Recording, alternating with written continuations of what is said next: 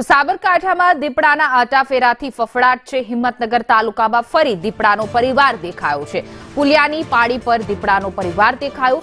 બે બાળ દીપડા અને નર માદાની જોડીના આટાફેરા જોવા મળ્યા છે। દીપડાનો પરિવાર સાથેનો આ વિડીયો છે તે સોશિયલ મીડિયા ઉપર વાયરલ થયો છે, પરંતુ આસપાસના રહેણાંક વિસ્તાર અને ગ્રામ્ય વિસ્તારમાં છે લોકોમાં ભય જોવા મળી રહ્યો છે। દીપડાનો આખા પરિવારના આ ધામા છે તેને લઈને લોકોમાં ફફડાટ છે। હિંમતનગર તાલુકામાં ફરી દીપડાનો પરિવાર છે તે કેમેરામાં કેદ થયો છે। કાણિયોલ ગુહાઈ ડેમ પાસે રોડની બાજુમાં લટાર મારતા દીપડાનો પરિવાર કેમેરામાં કેદ થયો છે।